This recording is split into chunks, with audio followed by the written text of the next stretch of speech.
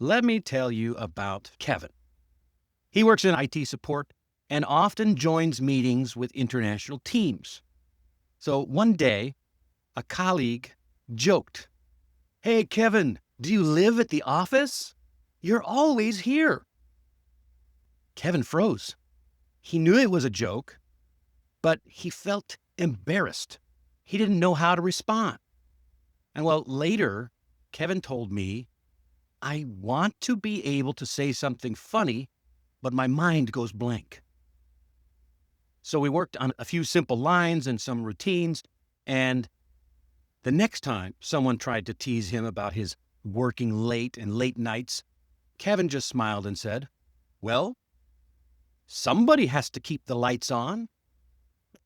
And his colleague laughed, and that made the moment light and friendly and not embarrassing or awkward. That is the power of a good comeback. It turns awkward into awesome. So, how do you prepare for these moments? You don't need to be a comedian. You just need a few safe, simple lines in your back pocket. Having a witty comeback shows that you have confidence. It helps you to stay relaxed, and it keeps conversations fun and light. It shows that you actually understand the natural flow of English. So, when you can join in the conversation with playfulness, people will feel more connected to you. And the more you practice, the more easy it gets, or the easier it gets. All right, let's break them down. We'll start with the light agreement. Sometimes you're caught off guard by a tease, maybe in a meeting or at lunch or during small talk. Your brain wants to defend or explain, but the problem is that can make things feel awkward. So imagine yourself smiling, staying calm, as if you're in on the joke. The easiest way to do that is to lightly agree and then give it a little twist. What do I mean by agree? All right, picture this. You're standing in the line at the office coffee machine. You're waiting for your coffee. A coworker smiles and says, "Wow, you drink a lot of coffee." Now, it would be easy to get defensive there, right? Instead of getting defensive, you just grin and reply, "Of course, it's my superpower." Or maybe after a long day, someone says, "Oh, you're always working late." And you chuckle and say, "Yeah, I'm trying to win Employee of the Month." See, I'm agreeing and then adding the little witty twist. These little replies show confidence. They keep the mood friendly and let everyone keep smiling. So try not pushing back, just play along. It's kind of like verbal jujitsu or judo. All right, number 2, the playful exaggeration. Sometimes when someone teases you, instead of shrinking back, you can actually make the situation sound even more extreme in a playful kind of way. And this turns the joke into something even funnier and actually shows that you're comfortable in the moment. You're able to laugh at yourself. That's a skill. It really is. So imagine you're walking through a busy office. So you're going to exaggerate it, make it bigger, but keep it lighthearted. Make it funny, make it even absurd, and then show that you're comfortable with it. So if you're in the office and a coworker sees you walking through with a handful of papers like this guy here, and maybe the coworker says something like, "Wow, you're always busy." So your comeback? Smile and say, "Yeah, I'm thinking about hiring an assistant just to help me stay busy."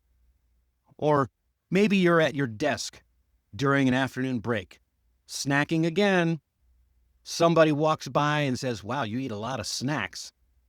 And without missing a beat, you reply, "Yeah, I'm training for the World Snacking Championship."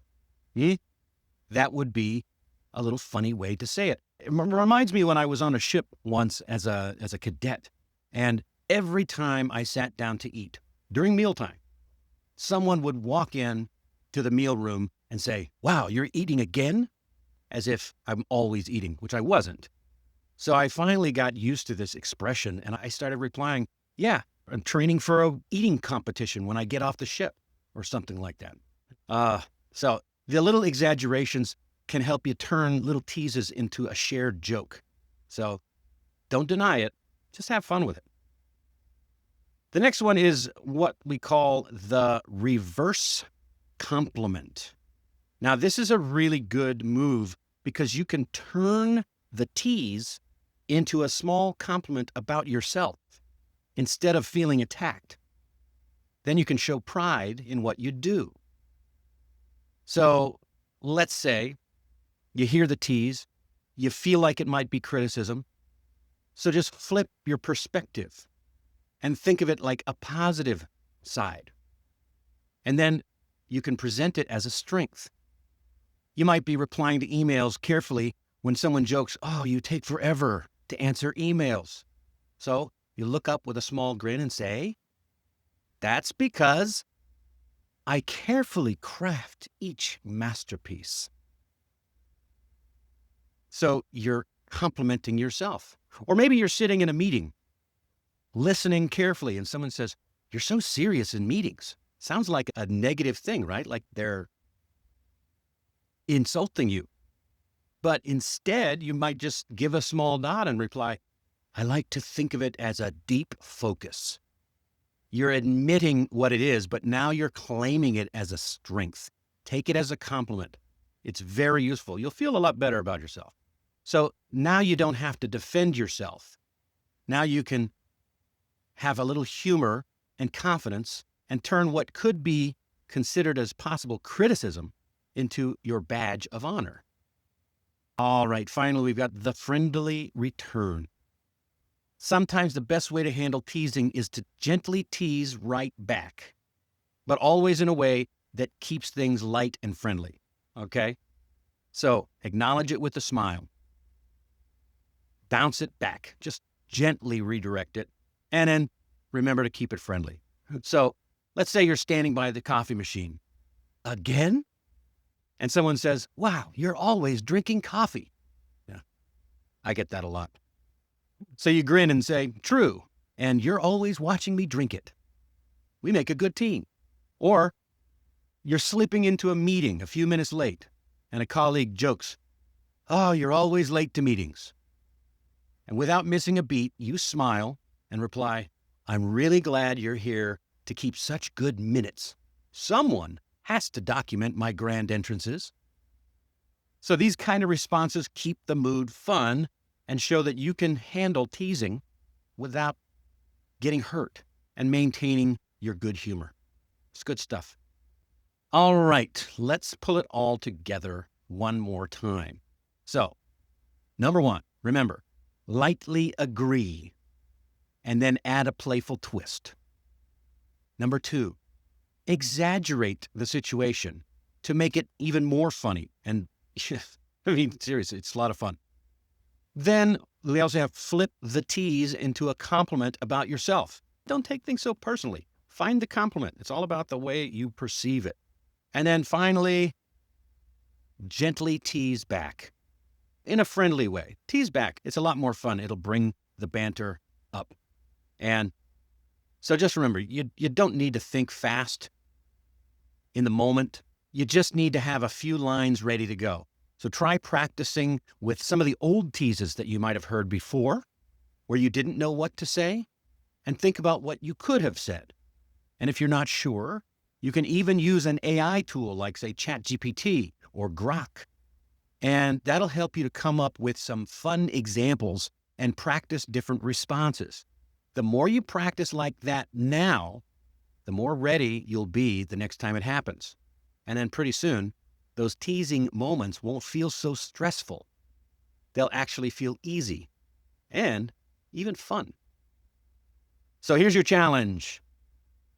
Think of one tease you've heard before. It could be one from this video, or it could be something you've heard in the past. Write down a fun response that you could give next time. Remember to keep it light, keep it friendly, no insults. And if you've got a favorite comeback, or if you need help creating one, drop it in the chat. And if today's episode was helpful, then please hit the like button, share it with a friend, and remember to check out the full article down in the comments or in the description or at allaboutenglishmastery.com.